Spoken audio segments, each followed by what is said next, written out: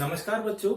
आज हम क्लास 7 के 5th चैप्टर को ही आगे बढ़ाएंगे, लेकिन उससे पहले आखिरी क्लास में हमने जिन जिन विषयों के बारे में बात की उसे दोबारा याद कर लेते हैं। आखिरी क्लास में मैंने आपको एक कहानी सुनाई थी सुरेंद्र और कमाल की।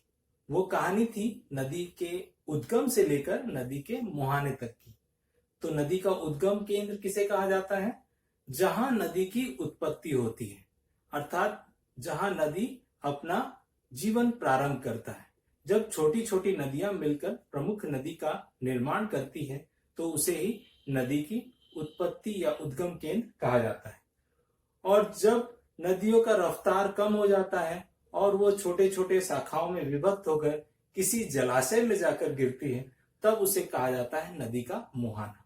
इंग्लिश में बोलते हैं माउथ ऑफ द रिवर। उसके बाद हमने विश्व की कुछ प्रमुख नदियों के विषय में जाना था, जैसे नील नदी, वांगो नदी, मिसिसिपी और अमेज़न।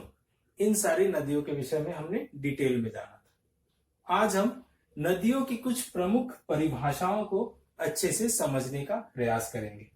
तो आइए आज का क्लास स्टार्ट करते हैं। यहां आपके बोर्ड पे 4 पॉइंट्स लिखे हुए हैं। सबसे पहला है संग्रहण बेसिन, दूसरा है जल विभाजिका, तीसरा है उपनदी और चौथा है शाखा नदी। आइए इनके विषय में एक एक करके जानते हैं। संग्रहण बेसिन। जब 2 या 2 से अधिक छोटी नदियां मिलकर एक बड़ी नदी का निर्माण करती है और वो 2 जो छोटी नदियां हैं जितने क्षेत्र पर फैली होती है उसे ही संग्रहण बेसिन का क्षेत्र कहते हैं। संग्रहण मतलब इकट्ठा होना, है ना, संग्रहण करना, इकट्ठा होना।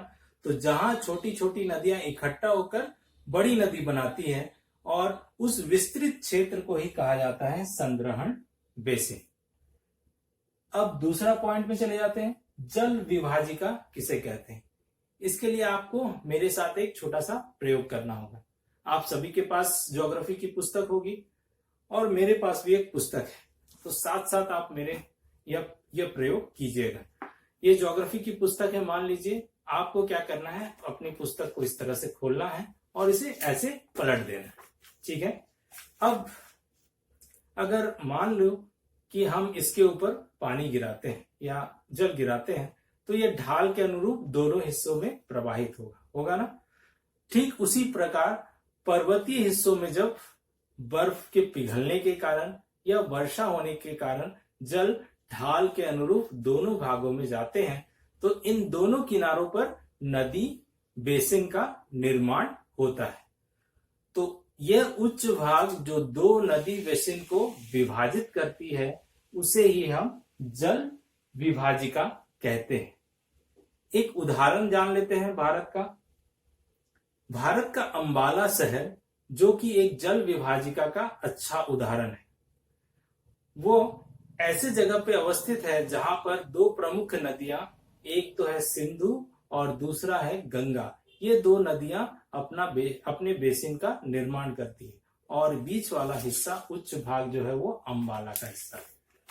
तो आशा करते हैं जल विभाजिका भी आपको समझ में आया होगा। अब हम चलते हैं तीसरे टॉपिक की ओर, उपनदी।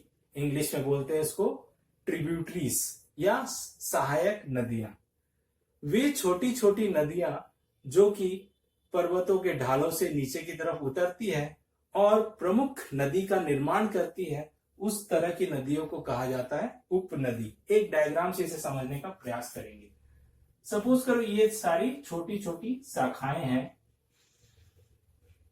और ये शाखाएं एक विशालकाय नदी का इस तरह से निर्माण कर रही है।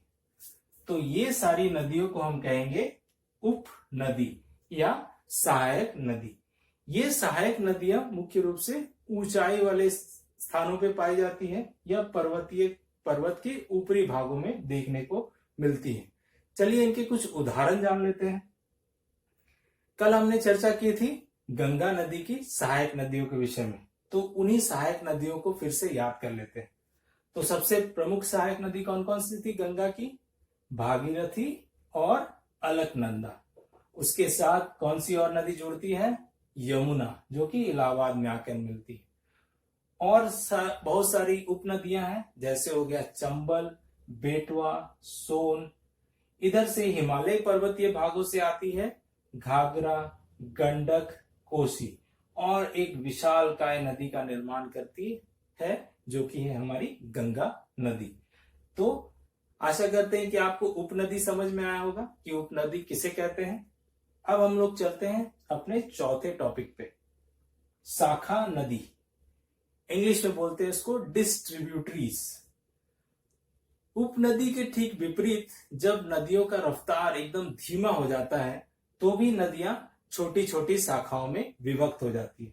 सपोज करो ये प्रमुख नदी है और इसकी रफ्तार जो है वो धीमी हो गई है, तो जो भी वो अपने साथ कंकड़ पत्थर बहा के ले जा रही थी उसमें और ढोने की क्षमता नहीं है, तो ये नदी भी छोटी छोटी शाखाओं में ऐसे विभक्त हो जाती है। तो इन नदियों को कहा जाता है शाखा नदी, जो कि प्रमुख नदी के रफ्तार के कम होने के कारण छोटी छोटी शाखाओं में बढ़ जाती है। अब इसके उदाहरण कुछ जान लेते हैं। कल हमने बात की थी हुगली नदी की। हुगली नदी जो है वो गंगा की प्रमुख शाखा नदी है। उसके बाद मेघना, ये भी एक प्रमुख गंगा की शाखा नदी है। तो आज हमने इन 4 पॉइंट्स को अच्छे से समझा। हम आशा करते हैं कि आपको ये चारों पॉइंट समझ में आ गए होंगे। ये बुक में आप एक बार अंडरलाइन कर लीजिएगा। धन्यवाद बच्चों, मिलते हैं अगले क्लास में।